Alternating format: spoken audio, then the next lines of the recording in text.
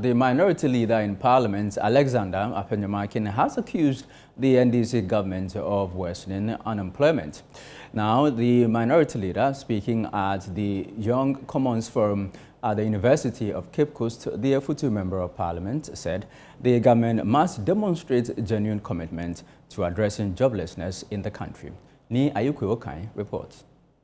Addressing members of the Young Commons Forum at the University of Cape Coast on Saturday, Alexander Afenyo-Markin took a swipe at the government for reducing the producer price of cocoa. He contrasted this with what he described as the strong performance of the cocoa sector under the John Ejekun Kufuor administration. The cocoa sector reforms and free input support, not the one that they've reduced the producer price.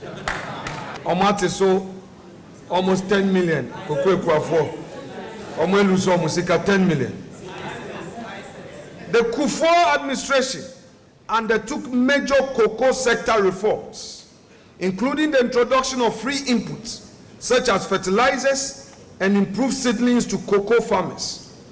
Rather than replacing private agricultural activity, these reforms strengthened producers with a market framework.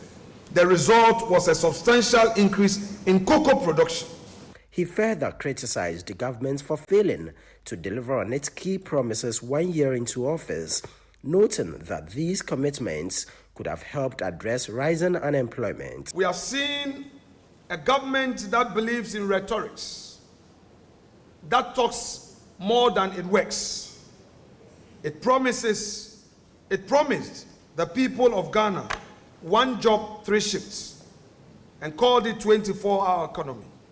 It promised women banking. It promised to increase the producer price of cocoa to 6,000. Today, unemployment is on the rise. Today, this government has failed to implement its own flagship initiative, the initiative of 1 job, 3 shifts. Today, it has rather created a bureaucracy for its so-called 24-hour economy. It is time for our government to move away from slogans.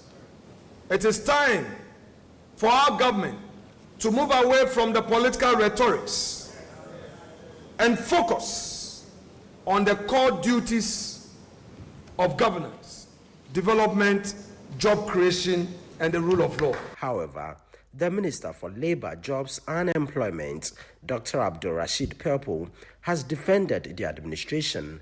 Speaking in an interaction with ChannelOne News, Dr. Purple said the leadership of President Mahama has improved Ghana's standing on the continent, placing the country as the 8th richest in Africa with a GDP of over 100 billion Ghana cedis. This government is a committed government. John Dramani Mahama has shown that leadership can change a lot.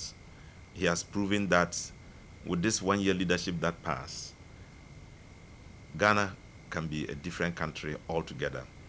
Within 1 year of his administration, we were number 10 richest country in Africa with a GDP that places at number 10.